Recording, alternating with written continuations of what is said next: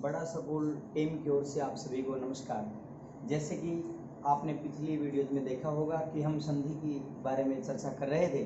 आपने परिभाषा को अच्छी प्रकार से पढ़ लिया होगा, समझ लिया होगा। अब हम करते हैं कि संधि कितने प्रकार की होती है या संधि के कितने भेद हैं। तो संधि कितने प्रकार की होती है?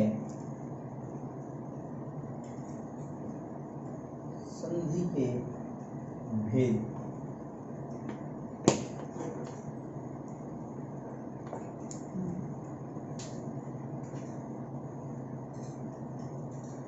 संधि के भेद हम पढ़ेंगे। तो संधि कितने प्रकार की होती है? संधि 3 प्रकार की होती है। नंबर 1 है स्वर संधि, नंबर 2 है व्यंजन संधि और नंबर 3 है विसर्ग संधि। अब हम बारी बारी से करेंगे। संधि के कितने भेद हैं? 3। स्वर संधि, व्यंजन संधि, विसर्ग संधि। अब हम सबसे पहले करेंगे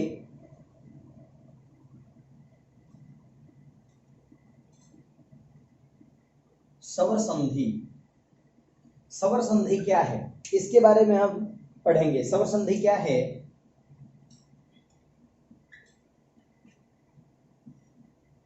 स्वर के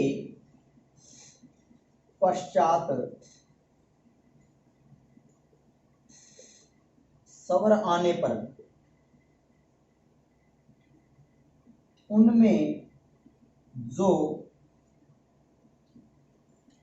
परिवर्तन होता है वह स्वर संधि कहलाती है। स्वर संधि में क्या होगा? स्वर के बाद में स्वर ही होना चाहिए। एग्जाम्पल मैं आपको जैसे कि दूं,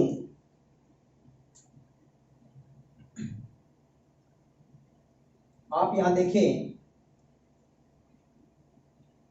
हिम धन में आल्य। अब आपको पता है कि मैं में क्या है? ए। जैसे कि अगर अलग अलग करेंगे तो मैं धन में ए क्या बन गया? आपको पता है सभी व्यंजनों में स्वर है वो छुपा रहता है। स्वर के मिलने के पश्चात ही व्यंजन पूर्ण होता है। मैं में ए है तो यहां क्या हो गया? ए है। इस में जो ए है और आगे आ है, यानी कि यहां भी स्वर है यहां भी स्वर है, दोनों के मिलने से क्या बन जाएगा? हिमालय। आगे देखेंगे हम परम धन में अर्थ। यहां भी ए है आगे भी ए है, दोनों मिलकर आ हो जाएगा और बन जाएगा परमार्थ। आगे आप देखें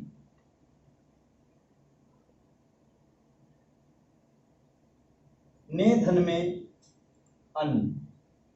यहां स्वर है ए है आगे ए है, दोनों के मिल, यानी कि दोनों और क्या होना चाहिए? स्वर।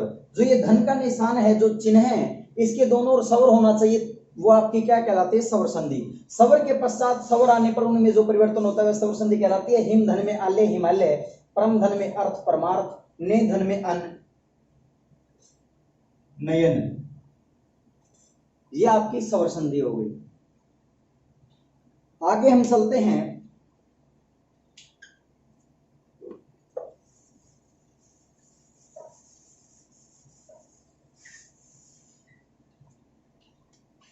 नंबर 2 व्यंजन संधि।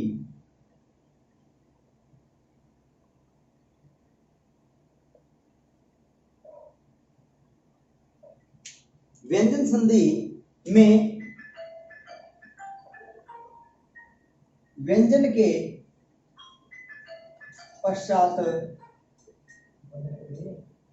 व्यंजन आने पर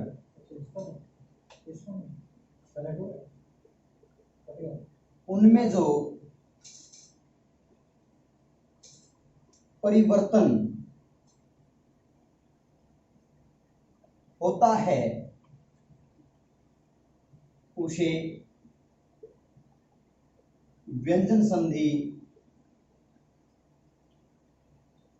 कहते हैं। व्यंजन के पश्चात व्यंजन, मैंने ये ऐसे ही लिखा, लेकिन आपको अब मैं बारीकी से समझाऊंगा। यहां 3 केस हैं, देखे, यहां पर व्यंजन प्लस में व्यंजन हो सकता है, व्यंजन प्लस में स्वर हो सकता है, या फिर स्वर प्लस में व्यंजन हो सकता है।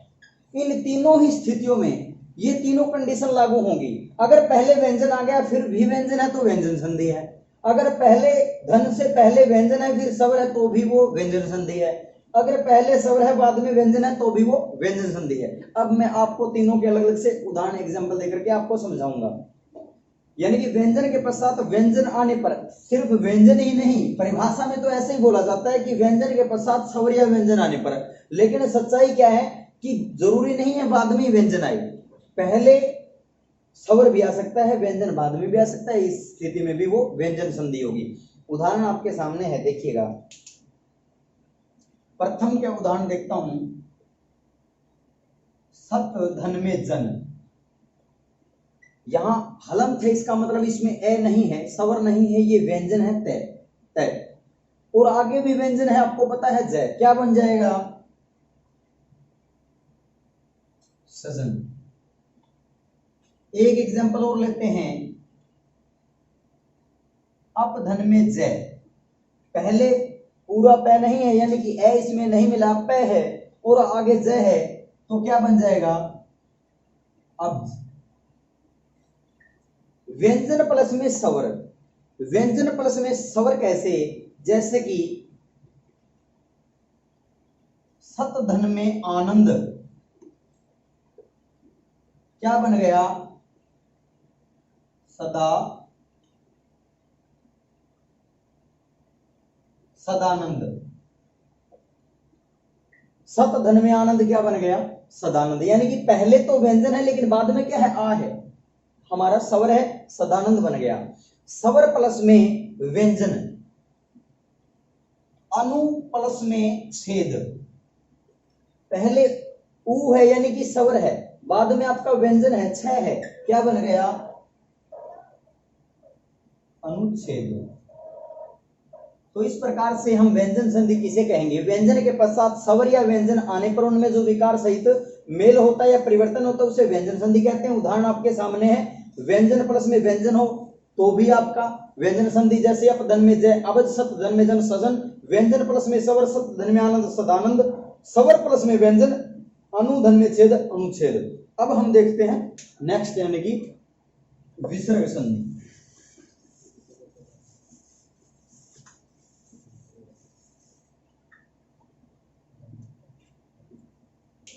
विसर्ग संधि देखिएगा,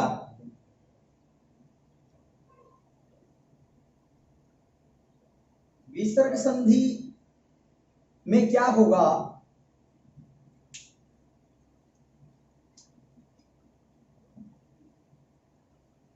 विसर्ग, आपको पता है विसर्ग ये होता है, जैसे कि नाम है कोई, में संजय नाम है कोई, तो इसके अगर विसर्ग लगा देंगे तो क्या बोला जाएगा? इसे संजय है। रमेश है, विसर्ग लगा देंगे रमेश है। यानी कि आपको पूछ ले विसर्ग है वो किसकी ध्वनि देता है, तो है की, विसर्ग है वो है की ध्वनि देता है, ठीक है। तो विसर्ग के पश्चात, विसर्ग के पश्चात स्वर या व्यंजन आने पर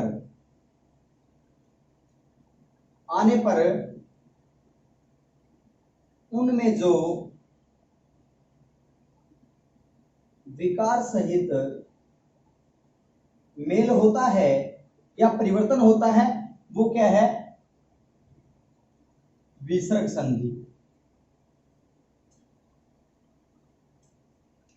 अब हम देखेंगे, यानी कि विसर्ग के पश्चात स्वर या व्यंजन आने पर उनमें जो विकार सहित मेल होता है उसे हम क्या कहेंगे? विसर्ग संधि। उदाहरण हम देखते हैं, जैसे कि मने धन में हर, क्या बन गया? मनोहर। निधन में बल बराबर में निर्बल।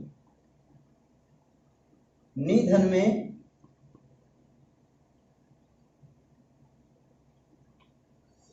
नी धन में बल निर्बल, नी धन में धन निर्धन, जिसे हम गरीब बोलते हैं निर्धन, नी धन में आकार निराकार। देखिएगा व्यंजन के बाद में अगर विसर्ग के बाद में अगर व्यंजन है, जैसे कि मन है, विसर्ग है, यहां पर व्यंजन है मनोहर, विसर्ग के बाद में ब है निर्बल, विसर्ग के बाद में ध है निर्धन, और विसर्ग के बाद में अगर स्वर आ जाता तो भी वो क्या कहलाएगी आपकी विसर्ग संधि। विसर्ग के बाद में यहां है निराकार बन गया, यानी कि आपका सिर्फ पहले विसर्ग होना चाहिए, बाद में स्वर हो या व्यंजन हो, आपको पहचान हो जाएगी ये स्वर है, स्वर संधि है, व्यंजन है, विसर्ग संधि है। अगर पहले विसर्ग आता है तो विसर्ग संधि है। तो इस प्रकार से आपको आशा करता हूं ये वीडियो अच्छी लगेगी और जो संधि के भेद हैं वो अच्छी तरह से अच्छी तरीके से आपको समझ में आ गए होंगे। इसी के साथ नमस्कार, अगली वीडियो तक इजाजत दीजिए।